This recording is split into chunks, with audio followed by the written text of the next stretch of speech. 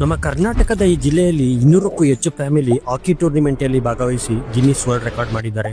ಇದು day 15 of Karnataka journey, ಒಂದು ದಿನ ಒಂದು ಜಿಲ್ಲೆ. ಇಂದಿನ ಜಿಲ್ಲೆ ಭಾರತದ ಸ್ಕಾಟ್ಲ್ಯಾಂಡ್ ಕೊಡಗು. ಕೊಡಗು ಎಂಬ ಹೆಸರು ಸ್ಥಳೀಯ ಕೊಡವ ಭಾಷೆಯಿಂದ ಬಂದಿದೆ. ಬ್ರಿಟಿಷರ ಆಳ್ವಿಕೆಯ ಸಮಯದಲ್ಲಿ ಕೊಡಗನ್ನು ಕೂರ್ಗ್ ಅಂತ ಕರೆಯುತ್ತಿದ್ದರು. ಕೊಡಗು ಜಿಲ್ಲೆಯ ಸುತ್ತಳತೆ ಅಂದಾಜು 4102 ಸ್ಕ್ವೇರ್ ಕಿಲೋಮೀಟರ್ಸ್. ಈ ಜಿಲ್ಲೆಯ ತಲಾ ಆದಾಯ 2,60,000 ರೂಗಳು ಹಾಗೂ ಸಾಕ್ಷರತೆ ಪ್ರಮಾಣ 83%. ಕೊಡಗು ಜಿಲ್ಲೆಯಲ್ಲಿ ಒಟ್ಟು 5 ತಾಲೂಕುಗಳಿವೆ: ಪೊನ್ನಂಪೇಟೆ, ವಿರಾಜಪೇಟೆ, ಮಡಿಕೇರಿ, ಕುಶಾಲನಗರ ಹಾಗೂ ಕೊನೆಯದಾಗಿ ಸೋಮವಾರಪೇಟೆ. ಕೊಡಗು ಹೆಚ್ಚಾಗಿ ಯಾವುದಕ್ಕೆಲ್ಲ ಫೇಮಸ್ ಅಂದ್ರೆ ಫುಡ್ ಅಲ್ಲಿ ಪಂಡಿಕರಿ, ಕುಮ್ಮು ಕರಿ, ಬೈಂಬಳೆ ಕರಿ, ನೂಲ್ಪುಟ್ಟು, ಕಡಂಬುಟ್ಟು ಹಾಗೂ ಕೊನೆಯದಾಗಿ ಕೋವಲೆ ಪುಟ್ಟು.